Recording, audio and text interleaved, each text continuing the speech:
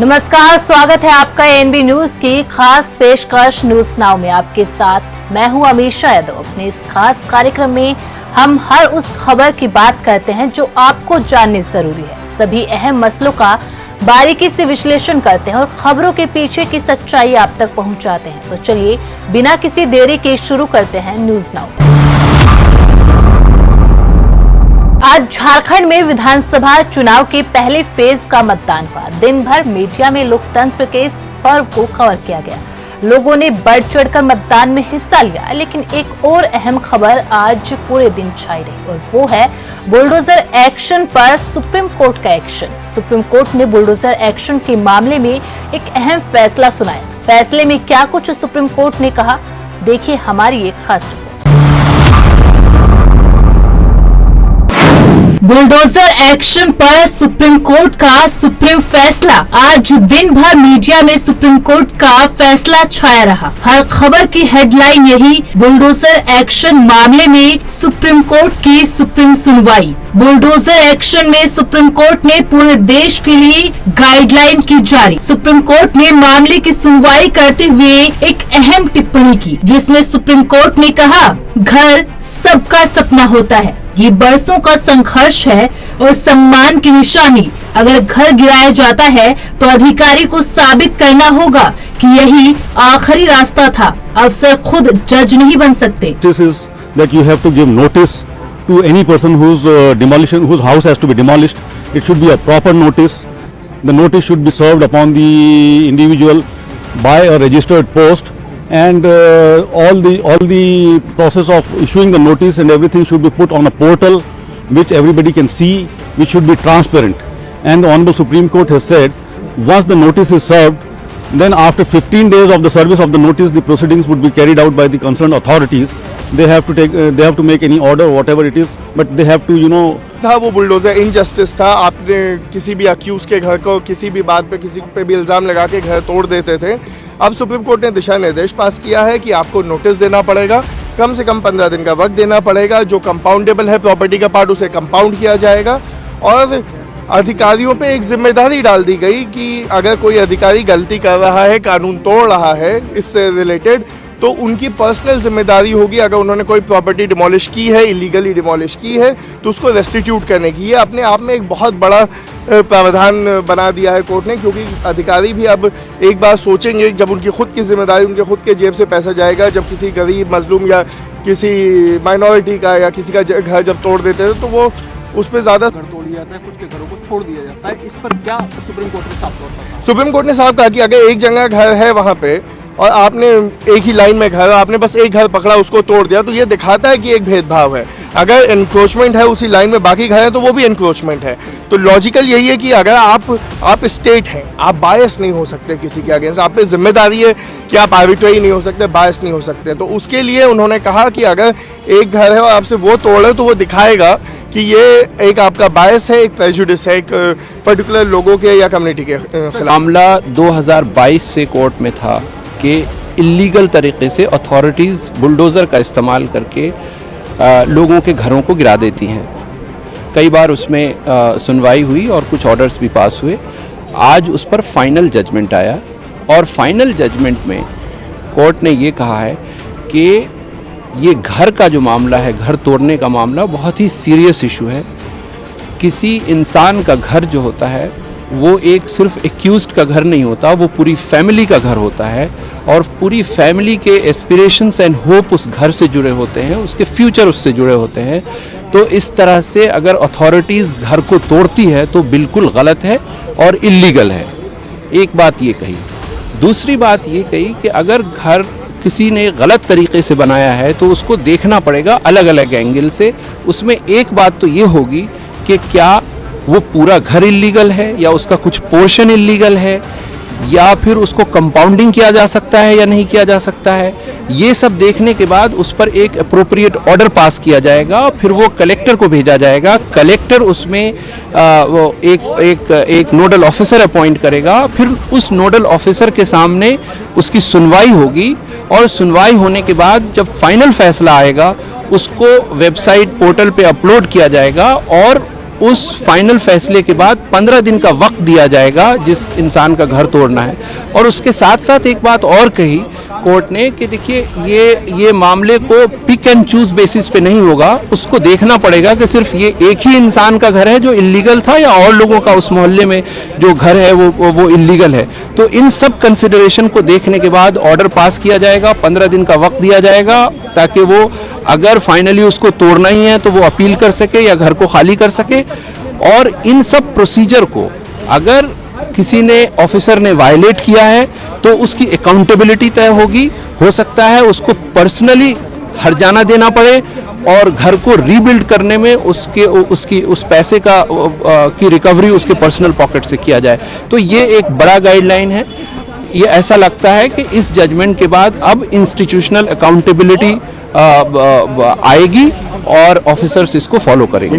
देश में कई राज्यों में और खासकर उत्तर प्रदेश से बुलडोजर कार्रवाइयों की खबरें सामने आती थी, जिसमें पॉलिटिकल पार्टियों की ओर से बयानबाजी भी होती रही। और अब सुप्रीम कोर्ट का बुलडोजर एक्शन मामले में फैसला पूरे देश में लागू होगा। सुप्रीम कोर्ट ने अपने फैसले में सख्त टिप्पणी करते हुए कहा, अपराध की सजा घर तोड़ना नहीं, प्रशासन जज नहीं बन सकता, गलत नियत वाले एक्शन पर अफसर को बख्शा नहीं जाए, घर गिराना आखिरी रास्ता यह साबित करना होगा।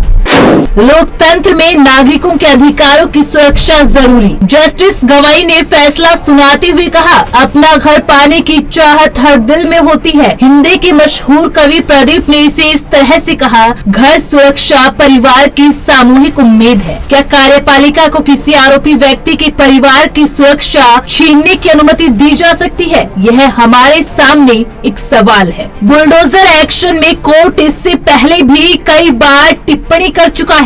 17 सितंबर केंद्र बोला हाथ न बांधे, कोर्ट ने कहा आसमान नहीं फट पड़ेगा। सुप्रीम कोर्ट ने 17 सितंबर को कहा था 1 अक्टूबर तक बुलडोजर एक्शन नहीं होगा।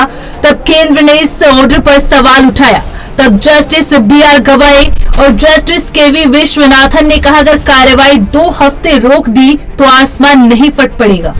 12 सितंबर सुप्रीम कोर्ट ने कहा, बुलडोजर एक्शन कानूनों पर बुलडोजर। सुप्रीम कोर्ट ने 12 सितंबर को भी कहा था कि बुलडोजर एक्शन देश के कानूनों पर बुलडोजर चलाने जैसा। सुप्रीम कोर्ट के फैसले पर नेताओं की प्रतिक्रिया सामने आई, जिसमें उत्तर प्रदेश सरकार में मंत्री ओम प्रकाश राजभर सुप्रीम कोर्ट के फैसले का स्वागत करते हुए कहा कि सरकार का इरादा किसी का घर गिराने का नहीं।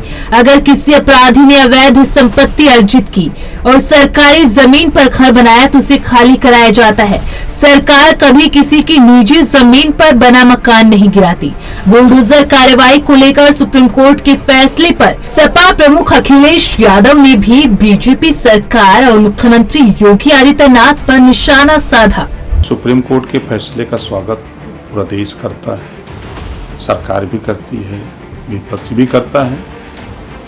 सरकार की मंशा नहीं कि किसी का मकान गिरावे। अगर कोई अपराधी अवैध संपत्ति कलेक्ट किया और सरकारी जमीन पर वो अगर मकान बनाया हुआ है तो उस सरकारी जमीन को खाली कराया जाता है। ऐसे अपराधियों से, ऐसे शरारती तत्वों से सरकार किसी की निजी संपत्ति पर कभी मकान गिराने का काम नहीं करती।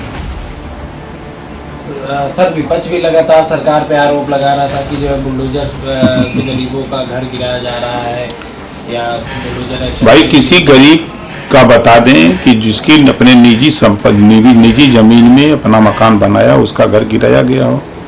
विपक्ष की एक उदाहरण दे दे, किसी की निजी जमीन में मकान बना हो और सरकार गिराई हो, उसका कोई जवाब दे दे। आप सरकारी जमीन में बसे हैं, उसके बाद भी सरकार की मंशा है कि जो सरकारी जमीनों में जो जहां बसा है, अगर भूमिहीन है तो उसको कहीं वहां से उजाड़ने से पहले उसको पहले आवास, उसके जमीन की व्यवस्था करके तब उसको वहां से हटाया जा सकता है। ये कानून कैबिनेट से पास हुआ है और उसका पालन भी हो रहा है। कि सुप्रीम कोर्ट ने क्या टिप्पणी की है और इस सरकार का जो बुलडोजर प्रतीक बन गया था उसके खिलाफ जो टिप्पणी की है और सुप्रीम कोर्ट में जो लाइनें रखी गई हैं, वहां के जज साहब जो उन्होंने पढ़ा लाइनों को और जो बोला कोर्ट में, वो कोई भी लोकतंत्र में जो फैसला आया है उसको स्वीकार करेगा, उसको बधाई देगा। मैं इस मौके पर जो सुप्रीम कोर्ट का फैसला आया है सरकार के खिलाफ, उसका धन्यवाद देता हूं, बधाई देता हूं। और वो जो लाइनें पढ़ी उन्होंने, जिस तरीके से घर तोड़ा गया था बुलडोजर से, उसके खिलाफ कोर्ट में गए और उसके बाद जो जजमेंट आया है, ऐसे कम फैसले होते हैं जहां पर सरकार को जुर्माना देना पड़ता है। क्या कोई सोच सकता है कि सुप्रीम कोर्ट ने सरकार पर 25 लाख का जुर्माना लगाया है? न केवल जुर्माना लगाया है, बल्कि ऐसे दोषी अधिकारियों के खिलाफ कार्रवाई करने के लिए भी कहा। मध्य प्रदेश के उप मुख्यमंत्री राजेंद्र शुक्ला ने कहा, सर्वोच्च न्यायालय का कोई भी निर्देश आदेश के ही समान, यदि किसी भी कार्यवाही पर कोई टिप्पणी की गई तो उसे देखने के बाद ही उस पर कुछ कह पाना उचित होगा। सुप्रीम कोर्ट के बुलडोजर एक्शन पर बीजेपी की प्रवक्ता हीरो वाजपेयी ने कहा, नियमों के तहत कार्यवाही करनी चाहिए। यह उन राजनीतिक दलों के लिए भी आईना है जो बुलडोजर एक्शन पर सवाल खड़े करते हैं।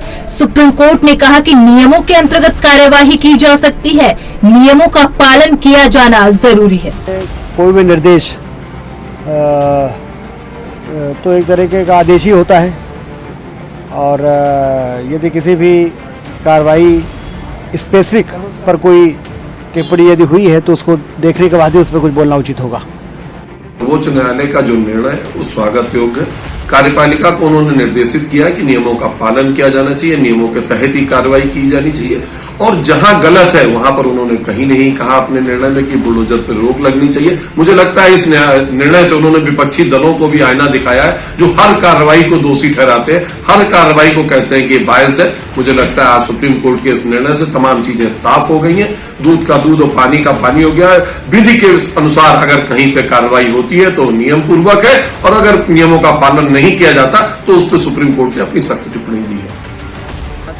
मुझे लगता है सुप्रीम कोर्ट ने सरकार को आईना दिखाने का काम किया है, और सुप्रीम कोर्ट ने पूरी तरह से एक रूल, एक लॉ को प्राथमिकता देते हुए कहा है कि अफसर और सरकारें ना तय करें कि कानून कैसे चलेगा, कानून निहित है उस तरह से चलना चाहिए, प्रॉपर परमिशन होनी चाहिए, 15 दिन का नोटिस दीजिए।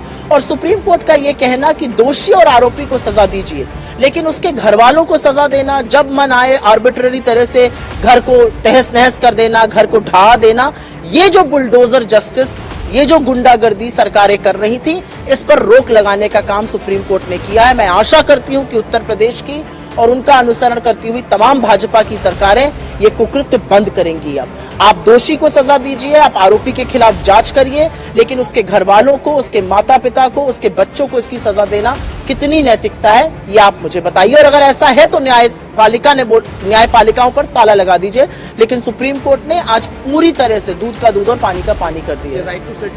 ये भारतीय जनता पार्टी की उत्तर प्रदेश की सरकार को जोरदार तमाचा कि बिना आरोप तय हुए, बिना अपराधी साबित हुए, बिना कोर्ट के ऑर्डर के आप किसी का घर नहीं गिरा सकते हो। आप खुद से कोर्ट नहीं हो, आप खुद से जज नहीं हो।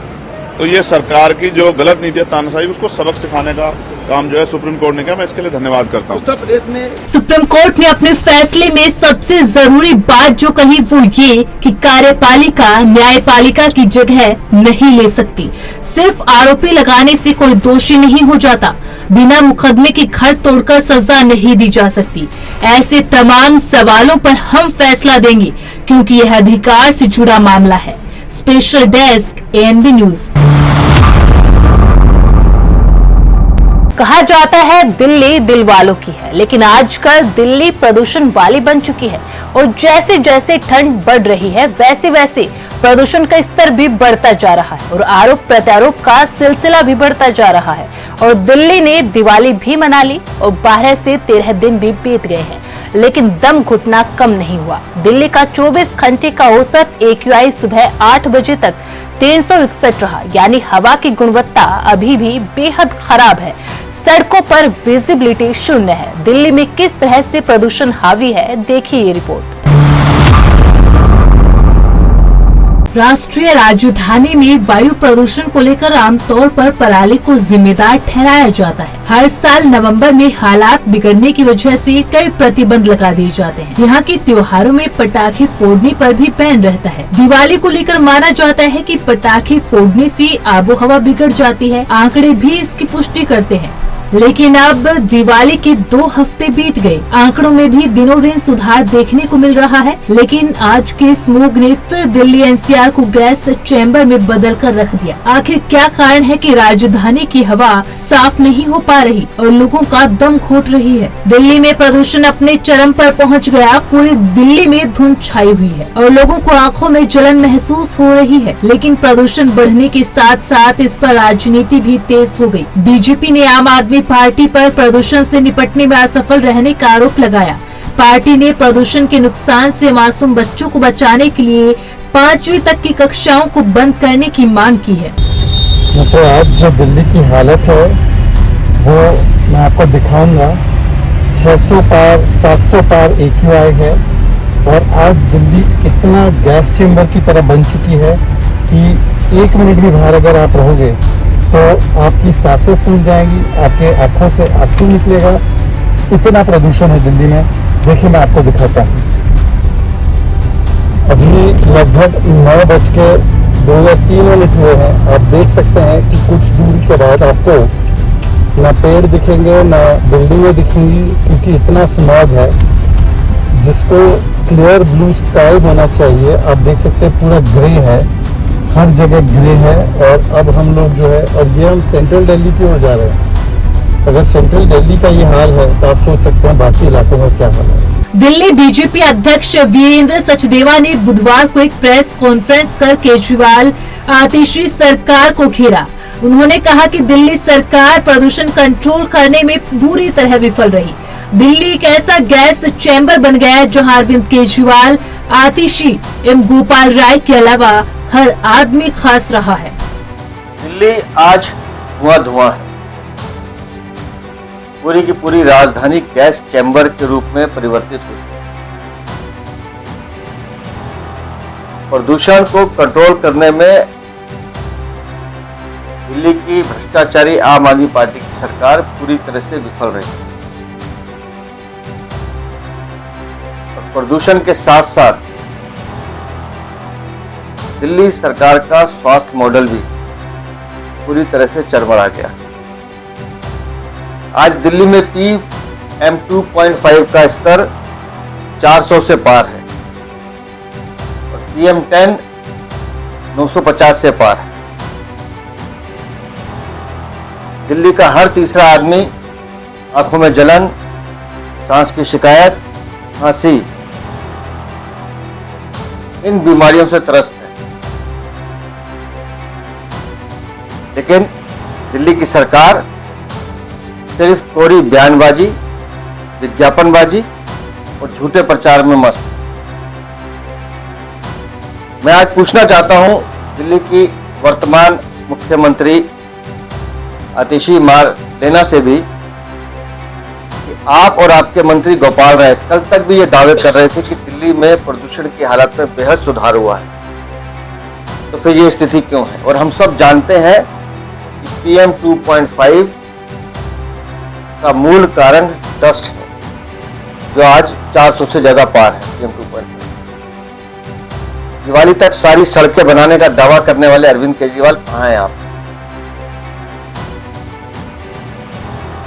सड़कों की हालत आज भी बद से बदतर है। अपनी राजनीति चमकाने के लिए पंजाब सरकार को कोसने वाले अरविंद केजरीवाल आज लगातार दिल्ली में बढ़ते प्रदूषण का कारण पंजाब और हरियाणा में पराली जलाना बताया जा रहा है। और पाकिस्तान के मंत्री ने भी बयान देते हुए कहा था कि पाकिस्तान में प्रदूषण भारत के पंजाब से आ रहा है, जिस पर पंजाब के मुख्यमंत्री भगवंत मान ने कहा कि पाकिस्तान पंजाब के CM कह रहे हैं कि हमारा स्मोग लाहौर तक पहुंच रहा है। दिल्ली का कहना है कि यह वहां भी पहुंच रहा है। ऐसा लगता है कि हमारा प्रदूषण एक घेरा बना रहा है और चक्कर लगा रहा है। पाकिस्तान पंजाब की मुख्यमंत्री है मरियम शरीफ नवाज शरीफ की बेटी वो कहती मैं भगवंत मान नूं चिट्ठी लिखूंगी थोड़ा धुआं लाहौर आउंदा है इधरों दिल्ली वाले कहते थोड़ा धुआं दिल्ली आउंदा मैं कहा साडा धुआं गेड़े ही देई जांदा जेड़ा आउंदा सानूं पै निकलदा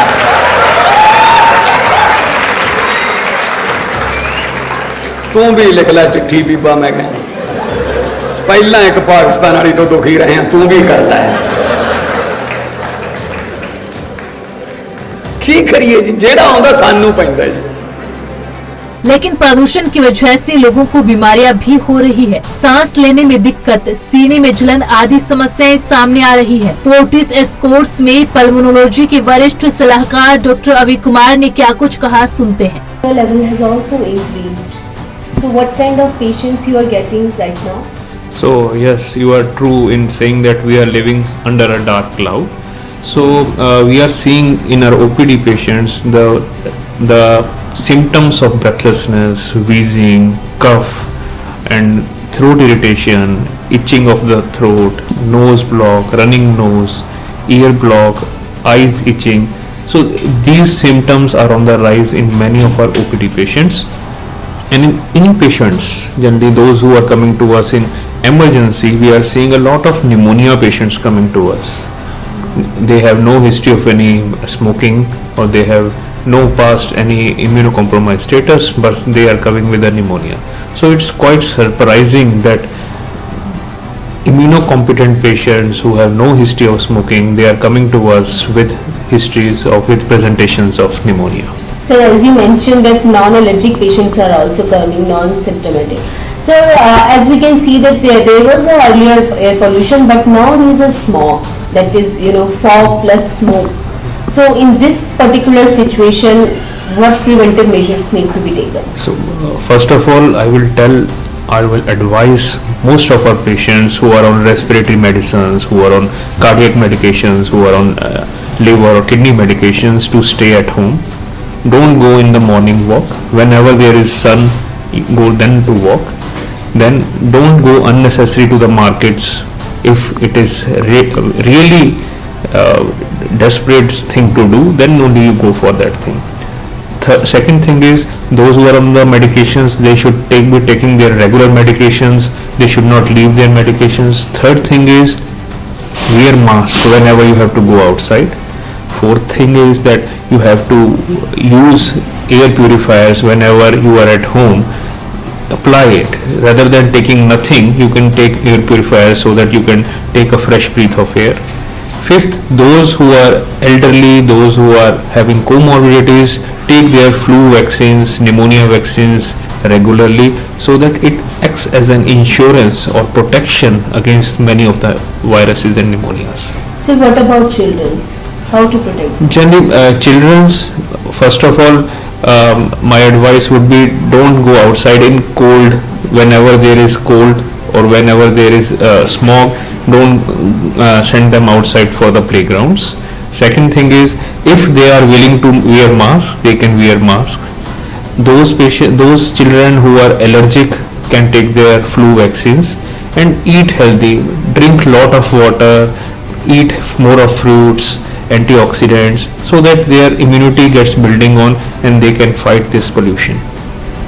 दिल्ली सरकार हर साल पोल्यूशन को लेकर लंबी प्लानिंग करती है, बड़े बड़े दावे किए जाते हैं और कुछ चीजों पर बैन लगा दिया जाता है। हाई कोर्ट से लेकर सुप्रीम कोर्ट भी समय समय पर सरकारों को चेतावनी देता है, लेकिन जमीन पर इसका कुछ भी असर नहीं दिखाई देता। दिल्ली सरकार भले ही दावे करती है कि वो पर्यावरण एजेंसियों के साथ मिलकर स्थिति से निपटने के लिए पानी का छिड़काव कर रही है, एंटी स्मोक गन का इस्तेमाल कर रही है, ग्रेडेड रिस्पॉन्स एक्शन प्लान जैसे प्रतिबंध भी लागू कर रही है, लेकिन जब तक मूल कारणों को नियंत्रित नहीं किया जाता, प्रदूषण का स्तर गंभीर बना रहेगा। Special desk ANB news now में फिलहाल इतना ही। मुझे दीजिए इजाजत। आप बने रहे ANB न्यूज के साथ। नमस्कार।